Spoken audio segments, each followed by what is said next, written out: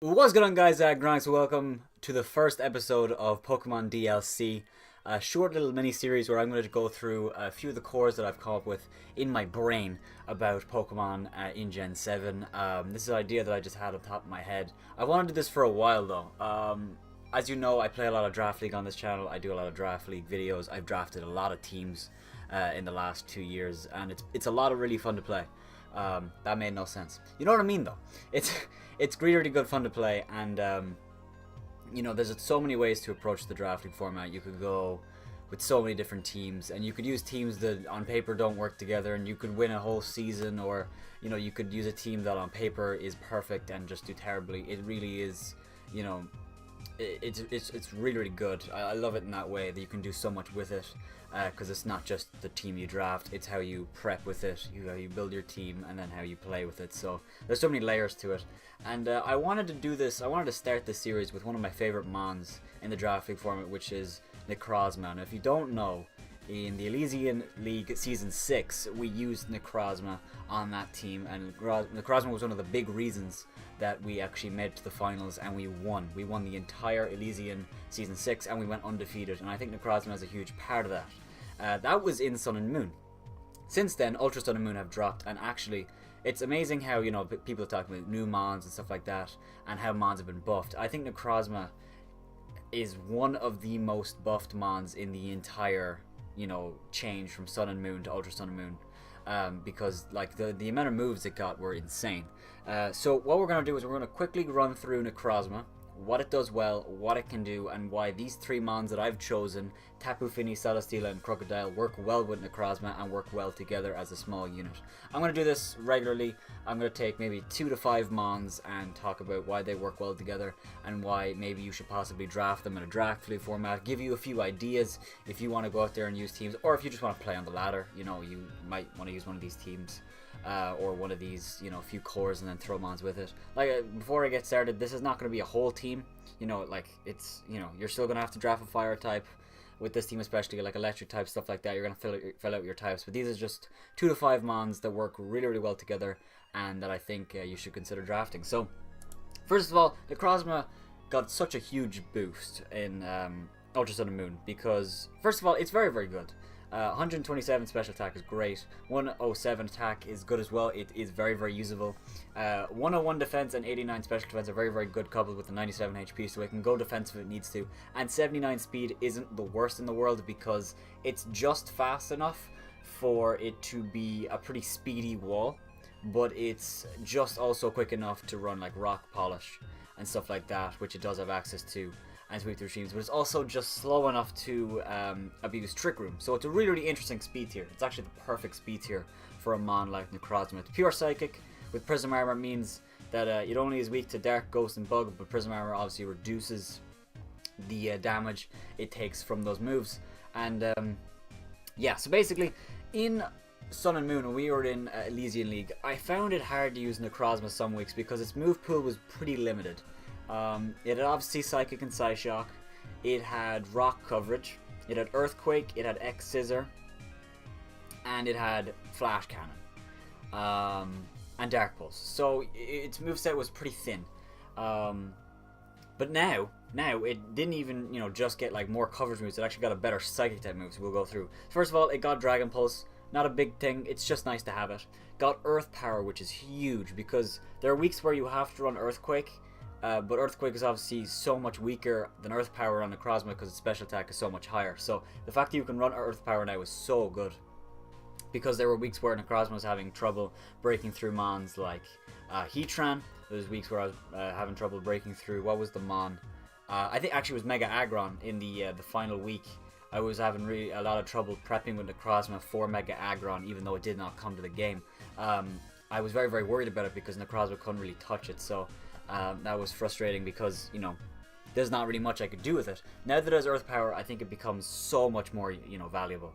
It also gets access to Heat Wave, which is great as well, so it can actually hit mons like Skarmory now. It can hit even, you know, Celesteela. It can hit grass types like Ferrothorn really well, which is cool, which is really cool actually. And you know, just steel types that aren't weak to ground, like, I will think of one. Give me a moment. I haven't prepped any of this. I haven't. Kartana, that's a great one. Actually, yeah, Kartana. Yeah, Heatwave is just great on it, and 90% accuracy. It's not not the best. You'd rather have Flamethrower, but Heatwave is very, very good considering it doesn't have anything else other than like Hidden Power Fires. That's cool. It got knockoff, which is great. So a physical set is actually realistic now. Night Slash was the best thing it had before, but Night Slash isn't very strong. But now a physical set is very, very viable on Necrozma if you were to run Psycho Cut. Unfortunately, actually no, you can run Photon Gazer now, which actually I'll get into a second. A physical set is so possible on Necrozma now with Knockoff, Earthquake, X-Scissor, Stone Edge or something like that. And then the new move, Photon Gazer. Also got Outrage. Again, it's not the biggest deal in the world, but it is nice. Photon Gazer is amazing because it's stronger than Psyshock and Psychic and can be both of them. If you run enough attacks so that where it's better than your special attack, which is very, very easy on Necrozma because they're so close. I mean, if I just run max attack and I run the IVs, immediately my attack is better than my special attack, so it's not an issue at all. So if I don't run that, yeah, Photon Gazer is great as well. If I don't, I can still run Photon Gazer, which is great, which is really, really good. So, Psyshock will have to be brought some weeks, just because, you'll have to. But Photon Gazer is still really, really good. And coupled with stuff like Trick Room, also get Stealth Rocks, which is great, so it's like really good defensively as well. Still, Moonlight, Necrozma I think is one of the most underrated mons. I don't know how well it is on the ladder. I don't think it's great on the ladder, but in the draft league it is great. It's really, really good, and I'm glad that I drafted it because I drafted Necrozma on a whim in Season 6. I heard that it wasn't very good, so I wanted to try it myself, and I absolutely loved it. So, I just picked up 3 mons here that I think would be good partnering with it. Necrozma is fantastic again because it can be defensive or offensive, and these 3 mons allow it to do both. So first of all, Tapu Fini with Misty Terrain. If you don't know, Misty Terrain means that you can't status something if it's on the ground. Now you can status something like Cresselia, you can status something like Latias, other psychic types that are bulky, but Necrozma is on the ground, even though it is floating kind of. It is on the ground, which means you cannot toxic Necrozma, you can't burn Necrozma while Misty Terrain is up. That's great for Necrozma if you want to run like a Calm Mind stored power set or something like that. It's really, really good for that. It's also good if you want to just run defensive. It means Necrozma is much harder to break. I think Necrozma is much like Heatran, where it's just like a bulky tank. It's a mon that will set up Stealth Rocks for you, will take hits and dish out big hits as well, and I really like that. Tapu Fini also covers it quite well. It takes on dark types. It has Defog, so even just 2 mons, you have 2 mons right there that set up rocks and gets rid of rocks. And Tapu Fini with Taunt as well, which is nice. Taunt can shut down a lot of psychic types that stop Necrozma and stuff like that. So Tapu Fini is really, really good with Necrozma, and it just allows it to do more things. It just allows it to work well together. Also, the speed tiers are really, really nice. If you run 2 defensive mons, their speed tiers are just far apart to where you can speed creep stuff like Heatran and stuff like that, while Fini can speed creep stuff like, what's a base 90 defensive mon? Maybe like a bulky Meloetta or something like that. So yeah, these 2 mon core are really, really good. Then we have Celesteela. Obviously Celesteela is here. Celesteela was on the Elysian Season 6 team. I loved using Celesteela because actually the league dubbed it Necrosteela because I brought it, I think, almost every week. I know I brought Celesteela every week except for one. I think Necrozma the same, every week except one. And for good reason. They're really, really good together. Celesteela just kind of patches up the weaknesses that Necrozma and Tapu Fini have. It doesn't have a great ground switch, and Celesteela fixes that. And Celesteela is also covered with his fire weakness from Tapu Fini. And Celesteela is just fantastic with this core because you'll be so busy trying to break it that Necrozma could set up a rock polish and sweep your team, so stuff like that, and I really like that. And also Celesteela's coverage didn't get much better except for getting superpower. Now I think it already got Zen Headbutt, but yeah, Celesteela is really, really nice if you want to set up a Leech Seed and then swap in a Necrozma, take the hit, get the Leech Seed back, because Necrozma's bulky, but it's not the bulkiest mon in the world. It's not going to eat a hit. Celesteela really won't either. Its defenses are great, but it's not, phenomenal. So you have to be careful about them. So I think Necrozma and Celesteela are just such a good core together. And being immune to ground is huge because, like if you had a mon, like, for example, like Nidoking. Nidoking is a perfect example. Nidoking can just kind of spam Earth Power against these two mons, or even Sludge Wave. But Celesteela stops that. Also helps against mons like Excadrill. Helps with grass types like Serperior that can just kind of spam Leaf Storm. Can't really do that with Celesteela as long as you don't get, let it get too boosted and then let a Hidden Power fire you. As long as you don't allow that, it stops with that. Stuff like that. It also just helps Tapu Fini deal with those dragon types like Latios, Latias, Salamence, Garchomp, stuff like that. So Celesteela is great with this core, and I really like it. It also just helps with being able to click Leech Seed because Necrozma and Tapu Fini are kind of weak to grass. They don't really perform really well against them. So Celesteela being able to click Leech Seed and not allowing a grass type to come in for free means that Celesteela can just kind of click Leech Seed freely, get their health back, and do a lot of work that way. And Celesteela in its own right can be a sweeper as well, which I like. So again, if they're over prepping for like a bulky spread of Celesteela, a bulky Necrozma, a bulky Tapu Fini, and you whip out autotomized Celesteela, they could be in a lot of trouble. So yeah, Celesteela is great, and again the speed tiers work really well. It's just far apart to where you can stop mons from running Adamant and Modest and stuff like that, which I like. The last mon is Crocodile. Crocodile came to me in a flash of brilliance. I think actually Crocodile is really good. You can spam electric against this team so far. You could just spam electric type moves, Volt Switch all over the place. Crocodile stops that. Crocodile also resists Dark, but the big thing for me is that Crocodile, another thing actually, it can't get burned under Misty Terrain, which is a big thing for Crocodile because Scald is the bane of its existence. Not being able to get burned though is good because it'll more than likely live the Scald because Crocodile is quite bulky, especially if you have like an Assault Vest or something like that. And then if it gets burned though, it's quite useful, or useless I should say. But Crocodile on this team is great because it stops mons from spamming Volt Switch, but it also single-handedly beats Steel and Psychic types, which are huge problems for Necrozma. Not as much anymore because Earth Power and Heat Wave, but still, if you want to run Photon Gazer, you run Earth Power, you want to run Calm Mind and Jesus and Moonlight. Say you want to run that, but they have a Steel type, so you go, okay, I'll run Heat Wave instead. But then, they have Delphox, so then you're kind of screwed. Crocodile helps with that a lot. Crocodile really helps with that. It single-handedly beats down mons, like Nidoking outspeeds them, stuff like that. It helps with your speed tiers a little bit.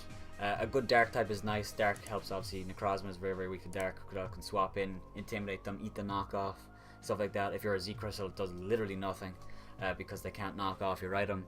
And, this team so far is kind of like more specially offensive. Celesteela is both, so I wouldn't count it. More physically because you run Heavy Slam more, but Necrozma will more than likely be special. Tapu Fini will be special pretty much all the time, except if you run like knockoff maybe. Croc really helps out with like a wall breaker, and also with a Scarfer, which is great. So Crocodile just also gets taunt, it gets Stealth Rock, stuff like that. It just kind of ties up the loose ends. Like I said, this is not the team. You shouldn't draft this and then be like, okay, I just can draft like bad mons afterwards. No, you need a fire type, you need a grass type, you need a maybe another water type if you want one, and definitely like I don't know, ghost type, stuff like that. But I think this 4-man core is really good, and they support each other very well. Off top of my head, because I'm looking at this also from the perspective that you're not going to get 4 tier 1s. It's in the draft league format. You're not going to be able to get 4 tier 1s. In most leagues, Necrozma is tier 2, Tapu Fini is tier 2, Celesteela is tier 1, and Crocodile is tier 3. Most leagues. In some leagues, they put Tapu Fini tier 1, but most leagues put Necrozma tier 2. Very rarely is Necrozma tier 1 because it's currently in BL3, and it's not the most fantastic mon on paper, but in game it is very good in the draft league format, and it's just gotten better. So I'm really happy that Game Freak gave it the boost that it needs, the moves that it needs.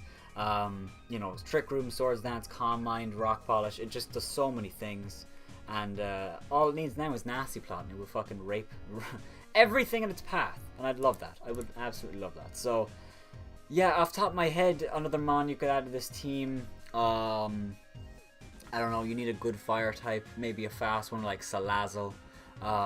Also, Infernape would be good. A good fighting type helps as well with Necrozma because dark types are an issue, so a good fighting type would be nice.